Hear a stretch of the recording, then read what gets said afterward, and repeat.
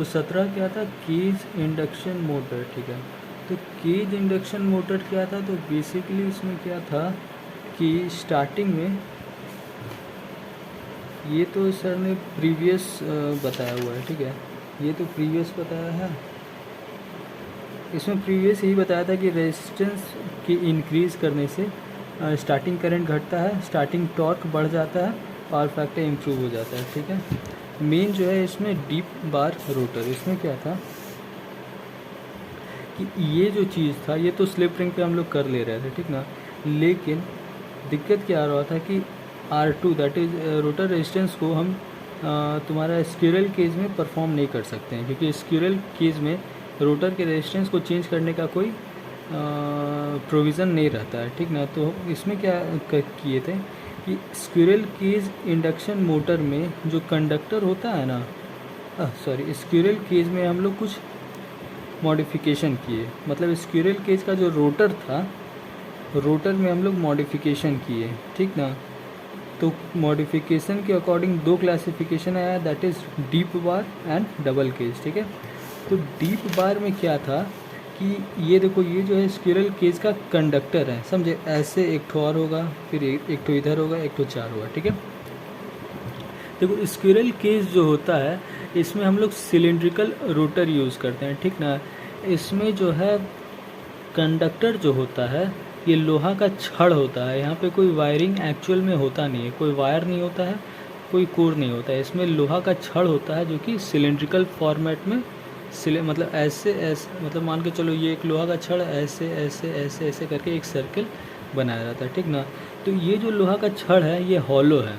तो हमने डीप बार में क्या किया कि ये जो हॉलो है इसके अंदर हमने एक मेटालिक बार डाल दिया, ठीक है। तो मेटालिक बार डालने से क्या हुआ, मेटालिक बार डालने से क्या हुआ कि वो मेटालिक बार में करंट कंडक्शन होता है, ठीक है।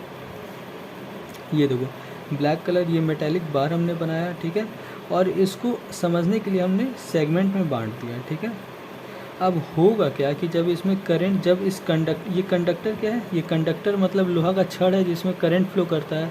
करंट फ्लो करने से ये एक मैग्नेटिक फ्लक्स बनाता है जो कि स्टेटर के पोल्स को अपोज करता है, और फिर मैग्नेटिक अट्रैक्शन होता है और तुम्हारा रोटर घूमने लग जाता है, ठीक है। तो कहने का मतलब इस रोटर में करंट फ्लो करता है। तो जब इसमें करंट फ्लो करेगा तो होगा क्या, अभी तुम्हारा स्टार्ट होने का सिचुएशन है, स्टार्ट मतलब मशीन रुका हुआ है और अब घूमना चालू होगा, ठीक है। तो रुके हुए कंडीशन में हमने क्या पढ़ा था, इंडक्शन मशीन की स्टार्टिंग टाइम बहुत ज़्यादा करंट लेता है। तो बेसिकली करंट लिया, उस करंट से स्टार्ट होने के समय क्या होगा, करंट का मेजॉरिटी ऑफ द हिस्सा लीकेज फ्लक्स में जाएगा, ठीक है। तो वही चीज़ यहाँ पे दिखाया गया, जब करंट इस कंडक्टर में इंटर किया तो majority of current leakage flux बना लिया, ठीक है। अब जो लीकेज फ्लक्स बना, वो फ्लक्स का प्रॉपर्टी होता है कि वो हमेशा लीस्ट रिलक्टेंस पाथ ऑफर करता है, समझे। तो एक कंडक्टर यहाँ है, सिमिलरली एक कंडक्टर यहाँ होगा, एक यहाँ, एक यहाँ, तो उसको जो लीस्ट रिलक्टेंस पाथ मिलेगा वो नीचे का पाथ मिलेगा, समझे ना। तो कहने का मतलब अगर हर एक सेगमेंट में करंट है तो हर एक सेगमेंट का जो फ्लक्स बनेगा वो डाउनवर्ड बनेगा। तो कहने का मतलब ये जो कंडक्टर है, इस कंडक्टर का देखो आधा जो हिस्सा, मतलब डाउन वाला हिस्सा में रिलक्टेंस क्या बोल रहे हैं, लीकेज फ्लक्स बहुत ज़्यादा है, जबकि ऊपर नहीं है, ठीक ना। और लीकेज फ्लक्स क्या करता है, लीकेज फ्लक्स करंट के फ्लो को अपोज करेगा, ठीक ना। तो कहने का मतलब इस कंडक्टर का जो करंट कैरिंग कैपेसिटी था, जितना करंट इसे फ्लो कर रहा था, अब वो सारा करंट अपर पार्ट से ही फ्लो करेगा। क्यों, स्किन इफेक्ट। स्किन इफेक्ट क्या कहता है, स्किन इफेक्ट ही तो यही कहता है कि जहाँ पे सबसे ज़्यादा फ्लक्स मौजूद होता है, करंट वहाँ से फ्लो नहीं करता है, ठीक ना। स्किन इफेक्ट यही है। जैसे एक ठो कंडक्टर में, एक ठो सर्कुलर कंडक्टर में जो फ्लक्स है वो सबसे ज़्यादा फ्लक्स सेंटर में होता है, इसीलिए कंडक्टर के पेरिफेरल से सारा करंट फ्लो करता है। तो कुछ यही तरह, चूँकि नीचे ज़्यादा फ्लक्स है तो ऊपर वाले हिस्से से सारा करंट फ्लो करेगा। अब ऊपर वाले हिस्से से सारा करंट फ्लो करेगा तो होगा क्या, इफ़ेक्टिव एरिया तो घट गया, मतलब करंट इतना एरिया में फ़्लो कर रहा था, अब उसका एरिया बस इतना ही मिला, तो रेजिस्टेंस बढ़ गया, ठीक है। इफ़ेक्टिव एरिया घटने से रेजिस्टेंस बढ़ गया, ठीक है। रेजिस्टेंस बढ़ गया तो क्या हुआ, रेजिस्टेंस तो हम लोग को फाइनली बढ़ाना ही था। तो ये जो रेजिस्टेंस ये जो डीप बार लगा है तो इससे ऑटोमेटिक रेजिस्टेंस बढ़ गया। रेजिस्टेंस बढ़ा तो क्या हुआ, ये बेसिकली रोटर रेजिस्टेंस बढ़ गया। रोटर रेजिस्टेंस बढ़ने से क्या हुआ, स्टार्टिंग टॉर्क बढ़ गया, समझे ना।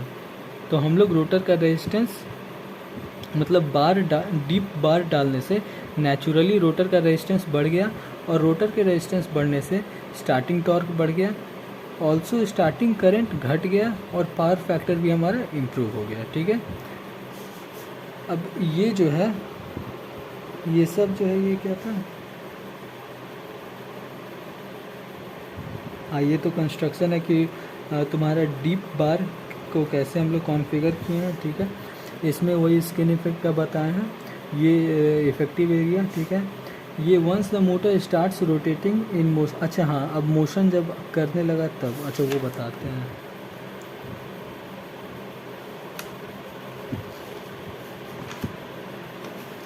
हाँ ये देखो ग्राफ है, इसमें क्या हुआ, ये सबसे कम रेजिस्टेंस वाला है, ये उससे ज़्यादा, ये उससे ज़्यादा, ये उससे ज़्यादा, ये उससे ज़्यादा, ये सबसे ज़्यादा है। ठीक है, तो स्टार्टिंग में रेजिस्टेंस सबसे ज़्यादा होगा। अच्छा मोशन वाला बता रहे हैं।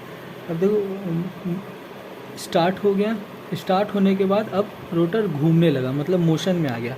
तब रोटर जब मोशन में आ जाएगा तब होगा क्या, होगा ये कि मोशन का मतलब क्या होता है, मोशन मतलब तुम्हारा जो लीकेज फ्लक्स बन रहा था वो सारा लीकेज फ्लक्स यूज़फुल फ्लक्स में कन्वर्ट हो गया, और यूज़फुल फ्लक्स कन्वर्ट होने के कारण वो टॉर्क में मतलब मैकेनिकल आउटपुट में, मैकेनिकल पावर में कन्वर्ट हो गया। समझे क्या हुआ कि जो लीकेज फ्लक्स था स्टार्टिंग के टाइम पे वो सारा लीकेज फ्लक्स यूज़फुल फ्लक्स में कन्वर्ट हो गया और मैकेनिकल एनर्जी में कन्वर्ट हो गया। तो समझ लो जो लीकेज फ्लक्स था यहाँ से वैनिश होने लगा, गायब होने लगा। ठीक ना, तो वैनिश होने लगा तो कंडक्टर पूरा एरिया फ्री हो गया करंट के कंडक्शन के लिए। मतलब अब नीचे वाले एरिया में लीकेज फ्लक्स का इंटेंसिटी घट गया, जिसके कारण करंट को अब पूरा कंडक्टर मिल गया फ्लो करने के लिए, जिसके कारण क्या हुआ, इफ़ेक्टिव एरिया बढ़ गया। इफ़ेक्टिव एरिया बढ़ने से क्या हुआ, रेजिस्टेंस का वैल्यू घट गया। ठीक है, तो कहने का मतलब स्टार्ट के टाइम रेजिस्टेंस का वैल्यू ज़्यादा था, और जब मशीन मोशन में आ गया तो रेजिस्टेंस का वैल्यू ऑटोमेटिकली डाउन हो गया। ठीक है, ठीक है, तो डीप बार का एडवांटेज क्या हुआ, एडवांटेज ये हुआ कि रेजिस्टेंस जो है ऑटोमेटिकली इंक्रीज़ किया स्टार्टिंग के टाइम पे, और अपने आप डिक्रीज़ भी कर गया जब मोशन में आ गया। ठीक ना, तो इसके कारण क्या हुआ, इफ़िशियंसी हमारा बढ़ा। अब देखो इसका ग्राफ समझो, टॉर्क स्पीड ग्राफ अगर देखोगे तो शुरू में रेजिस्टेंस सबसे ज़्यादा था, यहाँ था, तो इसके अकॉर्डिंग टॉर्क ग्राफ देखो यहाँ है, ये तुम्हारा मैक्सिमम टॉर्क है और ये तुम्हारा स्टार्टिंग टॉर्क है। ठीक है, तो देखो ऑब्ज़र्व करो कि स्टार्ट तुम्हारा इतना टॉर्क से किया। ठीक है, अगर मान लो डीप बार नहीं लगाते तो ये स्टार्टिंग टॉर्क ये था, स्टार्टिंग टॉर्क यहाँ से बढ़ के यहाँ तक आया। ठीक है, और एक बार जब मशीन चालू हो गया तो मशीन देखो स्पीड बढ़ते बढ़ते यहाँ तक जाएगा, मतलब उसका इतना आरपीएम। समझे, कहने का मतलब स्पीड भी बढ़ा, स्टार्टिंग टॉर्क भी बढ़ा। एक चीज़ और ध्यान देने वाली बात है कि डीप बार लगाने से स्टार्टिंग टॉर्क तुम्हारा मैक्सिमम टॉर्क को टच नहीं किया। ठीक ना, तो ये ध्यान देने वाली बात है कि डीप बार में स्टार्टिंग टॉर्क मैक्सिमम टॉर्क नहीं होता है। ठीक है, मशीन जब मोशन में आया तो ग्रेजुअली रेजिस्टेंस का वैल्यू घटते गया, ग्रेजुअली रेजिस्टेंस का वैल्यू घटते गया तो उसका बेनिफिट हमें ये मिला कि मान लो अगर जो मैक्सिमम रेजिस्टेंस हुआ था वो बरकरार रह जाता तो ग्राफ कुछ ऐसे फॉलो करता। तो मान लो कोई लोड अगर यहाँ से जाता तो उसका आरपीएम यहीं पे आके रुक जाता। कहने का मतलब इतना ही आरपीएम मशीन का हमेशा बना रहता है, इससे ज़्यादा बढ़ता ही नहीं। लेकिन चूँकि ग्रेजुअली घट रहा है तो बार बार ग्राफ चेंज कर रहा है, तो जब मान लो यहाँ पे आएगा तो उसके बाद ये एक्सेलरेट कर देगा, ये ग्राफ एक्सेलरेट करेगा। ये कहने का मतलब अगर घूम रहा है तो उसका यहाँ पे आके रुकेगा। समझे ना, तो स्पीड में हमें ज़्यादा मिलेगा। ठीक है, ये एडवांटेज हो गया। ठीक है, क्या एडवांटेज हुआ डीप बार से, डीप बार से एडवांटेज हुआ स्टार्टिंग टॉर्क बढ़ गया, स्टार्टिंग करंट घट गया, स्पीड भी बढ़ा और पावर फैक्टर भी इम्प्रूव हो गया। ठीक है, स्पीड का तो उतना नहीं, हाँ देखो speed increases with decrease in resistance at the time of motion. ठीक है, अब इसका जो नेक्स्ट कॉन्फ़िगरेशन है वो है डबल केज रोटर। ठीक है, डबल केज रोटर में क्या था कि जो एक तुम्हारा ऐसे लोहा का छड़ था, इसको हमने दो कॉन्फ़िगरेशन में ब्रेक किया। ऊपर वाले पार्ट में हमने एक बार लगाया और नीचे वाले पार्ट में हमने अलग बार लगाया है, ठीक है। दोनों का कॉन्फ़िगरेशन कैसा है कि ऊपर छोटा बार है, नीचे बड़ा बार है, ठीक है। यहाँ देखो, ये दो तरह का केज बना रहा है, एक आउटर केज एक इनर केज, ठीक है। तो जो आउटर केज है उसमें हमने छोटा क्रॉस सेक्शन एरिया का बार लगाया है और उस छोटे बार का रेजिस्टेंस ज़्यादा है, ठीक है। जो इनर केज है मतलब अंदर वाला, तो अंदर वाला जो है इसका क्रॉस सेक्शनल एरिया बड़ा है, कहने का मतलब इसमें जो बार हमने पुट किया है वो बड़ा है और उसका रेजिस्टेंस वैल्यू कम है, ठीक है। अब ये कॉन्फ़िगरेशन ऐसा हो सकता है या फिर ऐसा हो सकता है, दोनों में कोई भी हो सकता है, ठीक है। अब होगा क्या कि जब करंट इस कंडक्टर में फ़्लो करेगा तो सेम वही स्टार्टिंग के टाइम पे क्या होगा कि लीकेज फ्लक्स आएगा, तो लीकेज फ्लक्स जो है नीचे वाले केज में कॉन्सेंट्रेट कर जाएगा, ठीक है। क्यों? लीस्ट रिलक्टेंस पाथ यहीं पे होगा, ठीक है। जब एक सर्किल बनाओगे तो यही लीस्ट रिलक्टेंस पाथ बनेगा, ठीक है। तो स्टार्टिंग में सारा लीकेज फ्लक्स इस इनर वाले केज में कॉन्सेंट्रेट कर जाएगा, जिसके कारण करंट को, स्किन इफेक्ट के कारण करंट सिर्फ और सिर्फ आउटर वाले केज से ही फ्लो करेगा, ठीक है। तो इफ़ेक्टिव एरिया घट गया, क्या है कि इफ़ेक्टिव एरिया इतना था, ये भी था, ये भी था, अब क्या है सिर्फ यही एरिया है, तो इफ़ेक्टिव एरिया घट गया। इफ़ेक्टिव एरिया घटने से कारण क्या हुआ, रेजिस्टेंस का वैल्यू बढ़ गया, मतलब करंट को इतना पाथ मिल रहा था जाने के लिए, अब सिर्फ इतना ही पाथ मिल रहा है, ठीक है। तो रेजिस्टेंस का वैल्यू बढ़ गया, हमारा मोटिव था रेजिस्टेंस का वैल्यू बढ़ाना, रेजिस्टेंस का वैल्यू बढ़ गया, ठीक है। अब मोशन में हुआ, जब अब मान लो अब जब स्टार्ट हो गया तब रोटर क्या हुआ, मोशन में आया। जब मोशन में आया तब क्या सीन हुआ, सीन ये हुआ कि सारा लीकेज फ्लक्स तुम्हारा यूज़फुल फ्लक्स में कन्वर्ट हो गया, ठीक ना। कहने का मतलब कि रोटर जब स्टार्ट करता है तो जो इनिशियल में फ्लक्स प्रोड्यूस हुआ वो, उसको टाइम तो लगेगा ना भाई रोटर को घुमाने में। ऐसा तो नहीं है कि तुम स्टार्ट किया एकदम नैनो सेकेंड में घूमने चालू लग गया, वैसा तो नहीं है। स्टार्ट किए, फ्लक्स बिल्डअप हुआ, फ्लक्स लिंक किया रोटर का कॉइल से और रोटर को घुमाने में कुछ टाइम लगा, ठीक ना। तो वही टाइम है, ये स्टार्ट वाला टाइम है, ये मोशन मतलब रोटर अब घूमना चालू हो रहा है, अब अपना स्पीड पकड़ना चालू हो रहा है, ठीक है। तो लीकेज फ्लक्स हट गया, सारा लीकेज फ्लक्स हट गया, तो करंट को पूरा कंडक्टर मिल गया ट्रैवल करने के लिए, तो इफ़ेक्टिव एरिया बढ़ा। इफ़ेक्टिव एरिया बढ़ने से रेजिस्टेंस का वैल्यू डाउन हो गया, ठीक है। तो रेजिस्टेंस का वैल्यू डाउन हो गया, कहने का मतलब स्टार्टिंग में रेजिस्टेंस वैल्यू हाई था, अब रेजिस्टेंस वैल्यू डाउन हो गया, हमारा पर्पस सॉल्व हो गया। इस वाले कंडीशन में हाई टॉर्क हमें मिल गया, यहाँ हाई स्पीड हमें मिल गया, ठीक है। अब ग्राफ से समझते हैं, ठीक है। ये आउटर बार का रेजिस्टेंस है, ठीक है, ये इनर बार का रेजिस्टेंस है।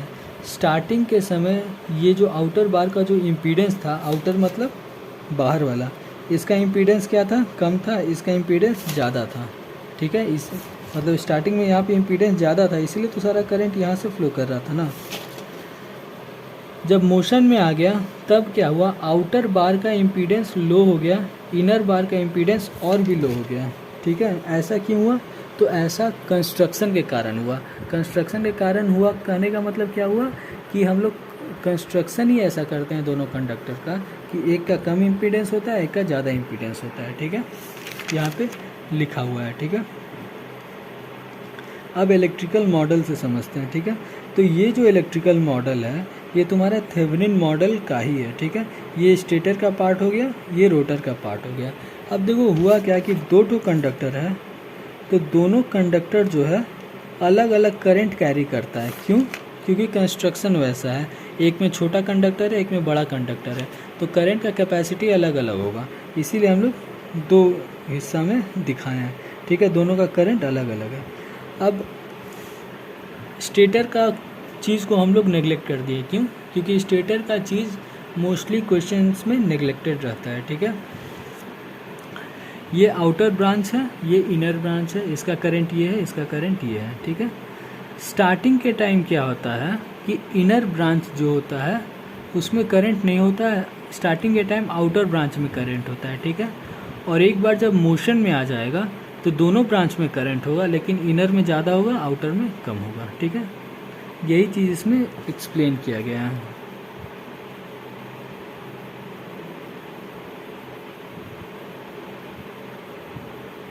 अच्छा हाँ, इसमें एक और चीज़ सर ने क्या बताया कि